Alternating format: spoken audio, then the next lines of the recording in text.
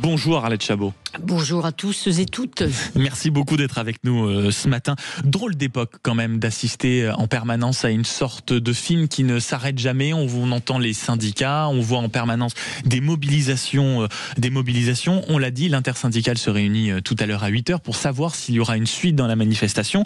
On a vu quand même hier beaucoup de choses, des slogans qui appellent à taxer les riches, beaucoup de slogans également à l'encontre du président de la République qui demande la démission. Bon, et ça, quoi qu'on en dise, avec tout le débat public concernant la participation des plus aisés au rétablissement des comptes publics, ça, en France, c'est toujours la certitude du succès, Arlette Chabot. Oui, alors là, c'est pas lié à l'époque, et on va pas dire quelle drôle d'époque, parce qu'effectivement, taxer les riches, certains disent, ceux qui sont hostiles, que c'est une passion française. En tout cas, elle est assez révélatrice, cette passion, que si les Français déjà penchent à droite sur des sujets comme l'immigration ou la sécurité, on bien vient d'en parler, globalement, la sécurité. Voilà, ils penchent plutôt à gauche sur le plan de la justice. Alors, justice sociale et justice fiscale, fiscale, exactement. Que les riches payent un peu plus selon leurs moyens, eh bien, ils sont tous favorables à cette idée. Très révélatrice, vous vous souvenez, les aventures, si j'ose dire, de l'impôt sur les grandes fortunes, créé en 1982, on s'en souvient, par la gauche, Pierre Mauroy. 86, Jacques Chirac abolit cet impôt sur les fortunes, rétabli en 88 par Michel Rocard, rebaptisé impôt de solidarité alors pour financer le RSA, et finalement transformé en impôt sur la fortune immobilière par Édouard Philippe et Emmanuel Macron. Sujet ultra sensible. Jacques Chirac pensait d'ailleurs qu'il avait été battu en 1988 à cause de cette suppression de l'impôt sur la fortune. Le candidat des riches, c'est ça. Voilà, c'était pas la petite image qui pensait que... Voilà, et il avait fait sa campagne en 95, on s'en souvient, sur la fracture sociale, bien conscient, effectivement, de la difficulté de la tâche et du souci des Français sur, effectivement, la justice fiscale. Alors aujourd'hui, on parle plus d'ISF, on parle que de la taxe Zuckman.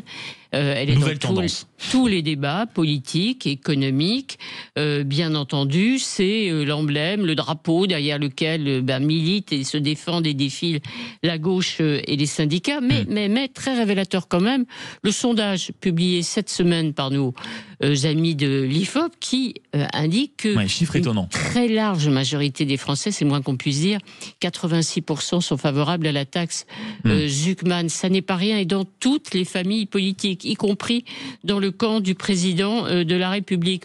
Pourquoi ? Parce qu'au fond, on imagine assez bien que les riches, les petits patrons, par exemple, ou les artisans ne comprennent pas très bien comment certains s'en tirent mieux qu'eux. Eux, ils payent plein pot, si je puis dire, et d'autres bénéficient, même si c'est légal, effectivement, de l'optimisation fiscale. Tout ça explique, encore une fois, des positionnements, c'est-à-dire des patrons qui ne sont pas d'accord.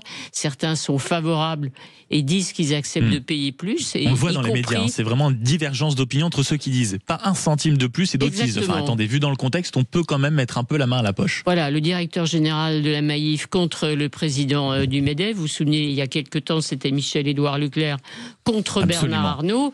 Et puis, difficulté de positionnement pour les politiques, notamment au Rassemblement national, où d'un côté on dit pas question d'augmenter les impôts, pas question de faire un effort supplémentaire, tout en, pour ne pas perdre effectivement l'électorat populaire, tout en proposant de créer un impôt sur la fortune financière. Voilà, c'est compliqué, les deux bouts à tenir, effectivement, de l'électorat. C'est plus qu'une ligne de crête, mais quand on vous écoute, Arlette Chabot, on a quand même le sentiment ici d'apercevoir ou d'avoir la sensation d'observer, en tout cas, une sorte de lutte des classes. Est-ce que tout ce qui se passe depuis, on va dire, 2-3 semaines, plus que d'habitude en France, est-ce qu'on peut en tirer quand même quelques enseignements ? Ça veut dire un enseignement pour ceux qui nous dirige. C'est-à-dire que demander un effort aux Français sans faire payer un peu plus les riches, ça n'existe pas et c'est impossible. Et ça, effectivement, il faut l'avoir en tête quand on espère diriger ce pays. Alors, j'espère que Sébastien Lecornu nous entend. Quelle forme prendra ? Je crois qu'il a compris, ce qui explique aussi l'évolution d'un certain nombre de macronistes, y compris aussi d'ailleurs des LR qui ont vu les scores effectivement de cette enquête d'opinion auprès de leurs électeurs. Alors, quelle forme prendra cette augmentation ?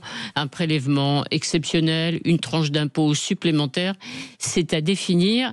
On n'a pas fini, en revanche, d'en parler. Mais ça, c'est sûr. Et on en parlera notamment à 8h15 avec mon invité politique Alexis Corbière après cette journée massive de mobilisation. Celui qui a été très longtemps le colistier de Jean-Luc Mélenchon reviendra sur l'actualité, mais aussi, vous allez le voir, sur sa famille politique. Il y a quelques révélations à la une de vos journaux qui interrogent sur celui qui aujourd'hui est en tête ou essaye d'avoir la main mise sur la gauche. Dans un instant, bien sûr, le standard 0826 300 300 et les Chevaliers du Fiel. Bien sûr, un peu de respiration, un peu de bonne humeur avant votre journal de 8h. Il est 7h54 sur Sud Radio. À tout de suite.